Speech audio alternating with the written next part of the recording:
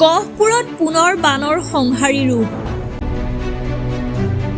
চট্ৰং নদীৰ প্ৰবল বাঢ়নী পানীয়ে মথাউৰি ছিঙি বিস্তৰ ক্ষতিসাধন কৰিছে। উন্মুক্ত মথাউৰিয়েদি প্ৰচণ্ড সোঁতেৰে বৈ অহা বাঢ়নী পানীয়ে জয়পুৰ অঞ্চলৰ এটা গুৰুত্বপূৰ্ণ গড়কাপ্তানি পথৰ প্ৰায় অৰ্ধেক অংশ ছিঙি নিয়াৰ লগতে গহপুৰৰ পুৰুববাৰী চাহ বাগিচাতো ব্যাপক ক্ষতিসাধন কৰিছে। আনফালে বানপানীৰ কবলত পৰিছে জয়পুৰ, দক্ষিণ জয়পুৰ, ভোগপুৰ আৰু মিলনপুৰকে আদি কৰি কেইবাখনো গাঁও। গাঁওসমূহৰ বহু ঠাই এতিয়াও পানীয়ে প্লাবিত কৰাৰ লগতে কৃষিভূমিত বালিৰ তৰপ পেলাই বহু খেতিপথাৰ নষ্ট কৰিছে। এই সন্দৰ্ভত আমাৰ হাতত ভাষ্য আছে, আপোনালোকলৈ আগবঢ়াইছোঁ।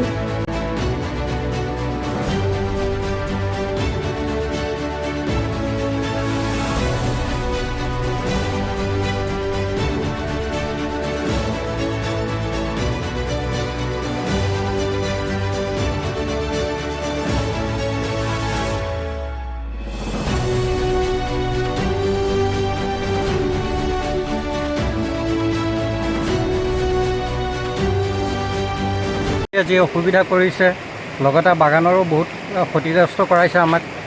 একেবাৰে ঠাইতে আলিৰ কাণতে বিধমকৈ নলা খান্দিছে JCB দি, তাৰ ফলতো আমাৰ আলিটো প্ৰব্লেম হৈছে। এতিয়া কথা হ'ল কি, ৰাস্তাটো ক'ত প্ৰথম কথা হৈছে চট্ৰং খৰচদা নদী ক'ত ছিঙিলে? চট্ৰং খৰচদা নদী ইয়াতে অলপ আগত চট্ৰং বুলিয়ে কয়, হয়, সেইখিনিতে ছিঙিছে। নেপালী গাঁও সেইখিনিতে ছিঙিছে আৰু তাৰ পানীটো প্ৰবল সোঁতৰ কাৰণে আমাৰ ইয়াত আলিটো হেৰি অসুবিধা হয়।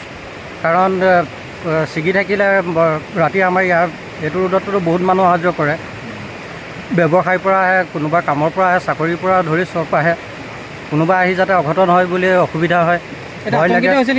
আতংকিত হৈয়ে আছোঁ, দেখিছে, দেখাব পাৰিব লাইভত। চট্ৰং নদী ছিঙাৰ ফলত আজি আমাৰ প্ৰায় 4-5খন গাঁও আৰু এখন বাগানো গোটেই ডুবি আছে। আৰু ধান, কঠীয়া সকলোখিনি ৰোৱা ধানো মাৰিলে, কঠীয়া মাৰিলে, গোটেই পলস আৰু বোকা বালি পেলাই সকলোখিনি নষ্ট কৰিলে। আৰু ইয়াতে পথটো আপোনাৰ ছিগি ভাগি আৰু অকণমান আছে, সেইখন ছিগিলে আমাৰ 4-5খন গাঁও মানুহ ইয়াত যাতায়াত কৰিবলৈ অলপ অসুবিধা হ'ব। গতিকে আমি ওপৰৰ কৰ্তৃপক্ষকো কৈছোঁ যাতে আপোনালোকে চাই মেলি অকণমান আমাক সুবিধা কৰি দিয়ে। অহা যোৱাত ব্যৱসায়ীসকলৰ ৰাতি আহিবলৈ দিগদাৰ হয়। আৰু ল'ৰা ছোৱালী স্কুল যোৱা, এতিয়া স্কুল খোলাৰ লগে লগে আৰু বিপদ হ'ব যে স্কুলীয়া সৰু সৰু ল'ৰা ছোৱালী আছে, ডাঙৰো আছে। ডাঙৰবিলাক যেন তেন যাব বাৰু, সৰুবিলাক কেনেকৈ যাব? গতিকে সকলোৱে মিলি কি কৰিলে ভাল হয়, আমি ওপৰ পক্ষলৈ পঠাইছোঁ যে তেওঁলোকেও অকণমান চাই মেলি আমাক যাতে অকণমান সুবিধা কৰি দিয়ে। কিমান মানুহ আছিলে এই গাঁৱত? এই গাঁওখনত আছে প্ৰায় আপোনাৰ 400 ঘৰমান মানুহ আছে। খেতিপথাৰ কিমান বিনষ্ট কৰিছে? খেতিপথাৰ প্ৰায় আপোনাৰ 200 বিঘা ওপৰত গৈছে, নষ্ট হৈছে। কঠীয়াও ভালেমান নষ্ট হ'ল, আৰু আপোনাৰ আগতীয়া যিখিনি আছিলে সেইখিনি নষ্ট হ'লেই। এতিয়া আপোনাৰ কঠীয়া পাৰিবও নোৱাৰোঁ, এতিয়া ৰুবও নোৱাৰোঁ, পানীও নুশুকোৱা হ'ল। তাৰোপৰি আপোনাৰ গোটেই যিখিনি আছিলে সেইখিনিও পুতি দিলে।